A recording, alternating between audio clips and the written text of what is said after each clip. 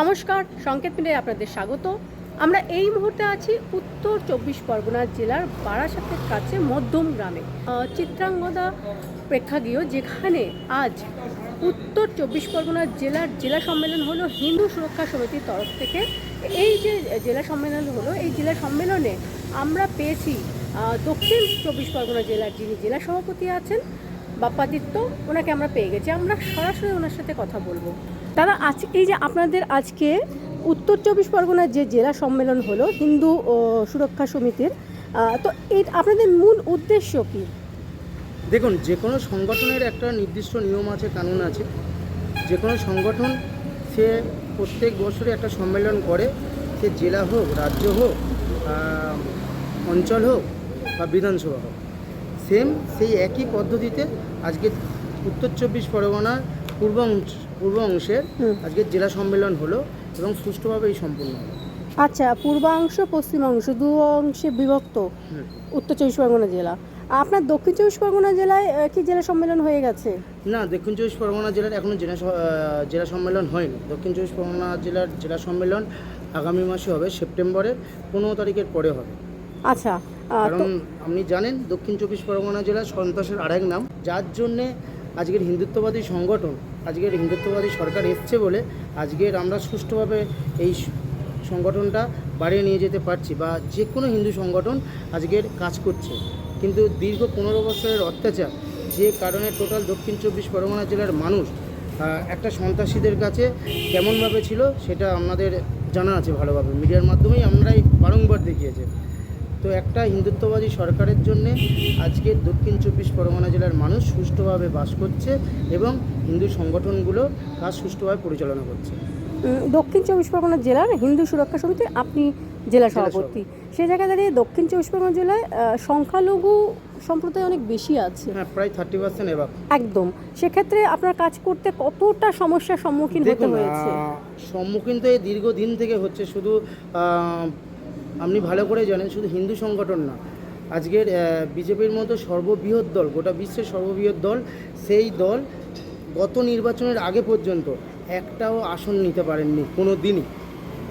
গত নির্বাচনে পালাবদল হয়েছে, দক্ষিণ 24 পরগনা জেলার মেজর অংশ হচ্ছে কি বিজেপি পায়নি, এখনও পর্যন্ত টিএমসি হচ্ছে কি দখল করে আছে।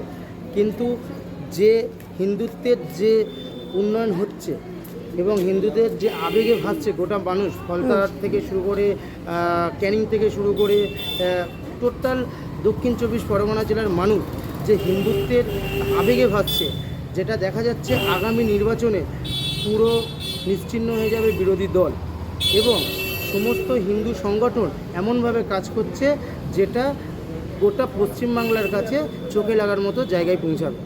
এই যে আপনাদের হিন্দু সুরক্ষা সমিতি সত্যি কি সুরক্ষা দিতে পারছে হিন্দুদের? দেখুন, আপনি ভালোভাবেই দেখছেন বিভিন্ন জায়গায় আজকের হিন্দু মহিলারা যেটাই যখনই অত্যাচারিত হচ্ছে, আমাদের হিন্দু সুরক্ষা সমিতির ভাই ও বোনেরা সেখানে ঝাঁপিয়ে পড়ছে।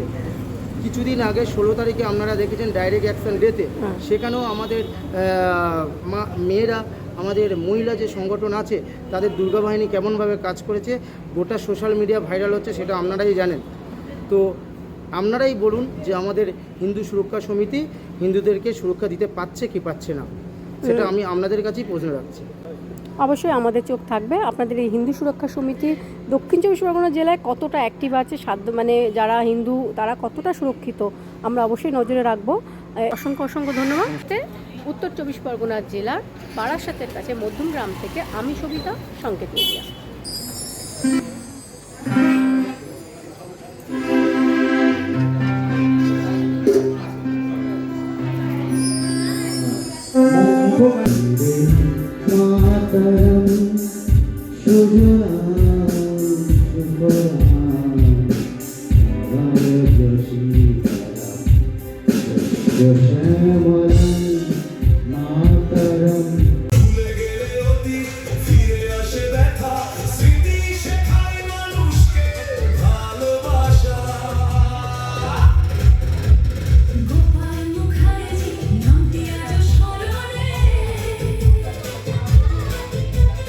দুঃসময়ে দাঁড়িয়েছি মানুষের পাশে, ভয়কে অতিক্রম